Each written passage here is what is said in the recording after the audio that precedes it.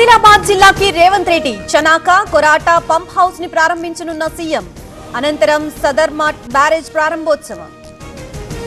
ఫిరాయింపు ఎమ్మెల్యేల కేసుపై సుప్రీంలో విచారణ, తదుపరి విచారణ 2 వారాలకి వాయిదా. ఇప్పటికే 7గురి అనర్హతపై తీర్పు ఇచ్చిన స్పీకర్. కేసీఆర్ మేడారం రాజన్న ఆలయాల్ని పట్టించుకోలేదు, ప్రత్యేక దృష్టితో ఆలయాల్ని అభివృద్ధి చేస్తున్నాం, మేడారం జాతర వైభవంగా నిర్వహిస్తామన్న సీతక్క.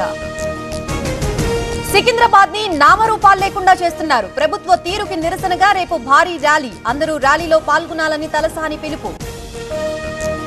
తెలంగాణలో బలమైన శక్తిగా ఎదుగుతాం, కేంద్రాన్ని ప్రశ్నిస్తే కేసులు పెడుతున్నారు, తనపై కూడా కేసులు పెట్టొచ్చన్న కోనంనేని.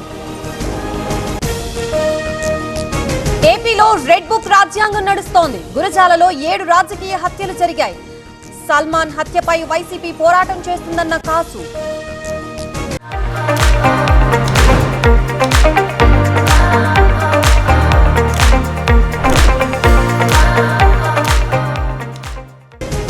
హైదరాబాద్ లో hot air balloon festival, hot air balloon లో జూపల్లి ప్రయాణం గొప్ప అనుభూతినిచ్చిందన్న మంత్రి.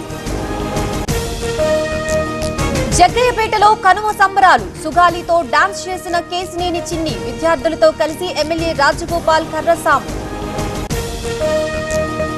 మేడిపల్లిలో దొంగల బీభత్సం, చెంగిచెర్లలో 12 ఇళ్లలో చోరీ, పోలీసులకు బాధితుల ఫిర్యాదు.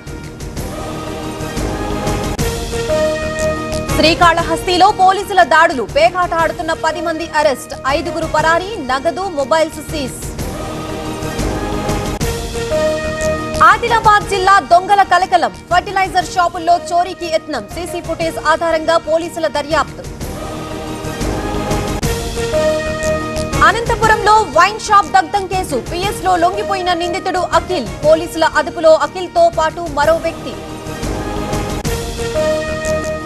విశాఖ ఫిషింగ్ హార్బర్ కి పెరిగిన రద్దీ, కనుమ వేళ నాన్ వెజ్ కోసం ఎగబడుతున్న జనం, ధర పెరిగినా భారీగా కొనుగోళ్లు. కోనసీమలో వైభవంగా ప్రబల తీర్థం, 400 ఏళ్లకు పైగా కొనసాగుతున్న ఆనవాయితీ, తొలిసారి రాష్ట్ర పండుగగా గుర్తింపు. మహారాష్ట్రలో కార్పొరేషన్ ఎన్నికల కౌంటింగ్, 29 కార్పొరేషన్లో కొనసాగుతున్న ఓట్ల లెక్కింపు, ముంబైలో మహాయుతి కూటమి ఆధిక్యం. రాజస్థాన్ లో పడిపోయిన ఉష్ణోగ్రతలు, మౌంట్ అబూలో కురుస్తున్న మంచు, చలితో ఇబ్బందులు పడుతున్న జనం.